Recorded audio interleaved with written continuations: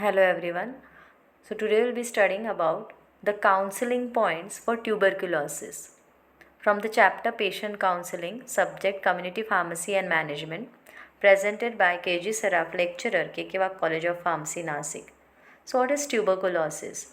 Tuberculosis is a chronic granulomatous infection transmitted by ingestion or inhalation of tubercle bacilli. The clinical features include productive cough with blood, low grade fever, loss of appetite, dyspnea, matted lymph node, pleural and ascitic effusion.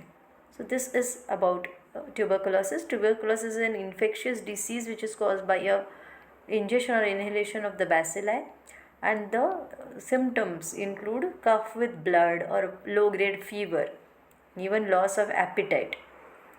So, the non pharmacological management of tuberculosis includes the medical staff must wear high efficiency disposable masks because it is a very infectious disease. Second, isolate patient with possible tuberculosis infection in a private room. Encourage patient to follow good cough hygiene. Provide vitamins and mineral supplements whenever required. Integrated nutritional assessment, counseling, and support for the duration of the illness. So, in non pharmacological treatment, it says that first you should follow hygiene so that the infection does not spread to others. Hygiene for coughing, hygiene while washing your hands, and everything. So, first thing, hygiene should be followed by the patient as well as the medical professionals. Then vitamin and mineral supplements, a good diet can be very useful for the treatment of non-pharmacological treatment of tuberculosis. So they have given a diet chart. So let's see what to eat and what to avoid. Eat is protein rich foods, pulses, dals, cereals. Then superfoods, high calorie foods, high energy foods, micronutrients and good carbohydrates. What to avoid? Processed foods, refined grains, high fat meals, sugary drinks, fried foods, and smoking. So, the do's and don'ts in tuberculosis are as follows. So, what should be done?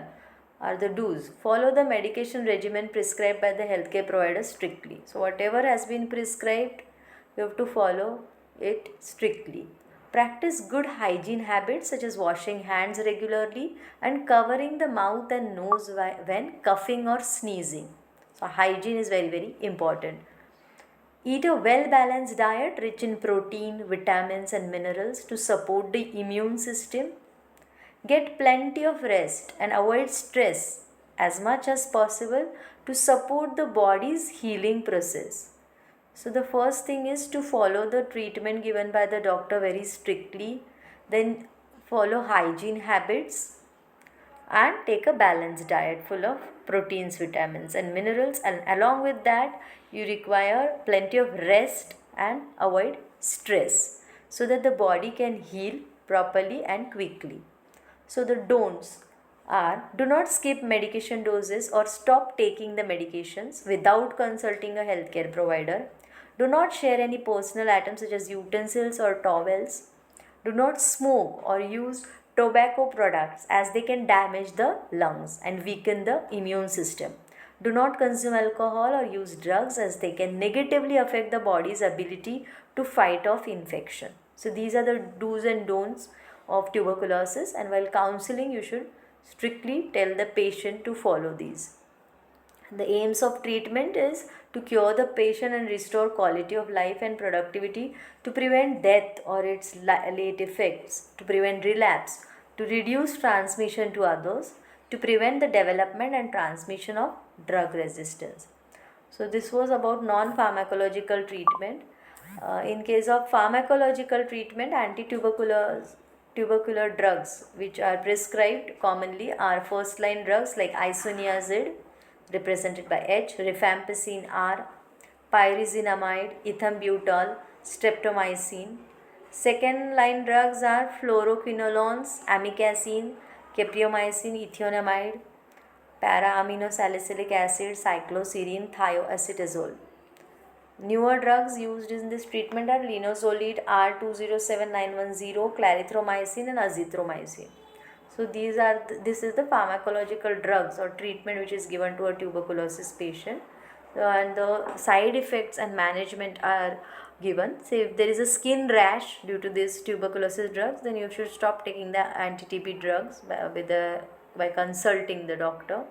If there is deafness, dizziness, these are the side effects from streptomycin. So you can stop streptomycin from the pharmacological treatment.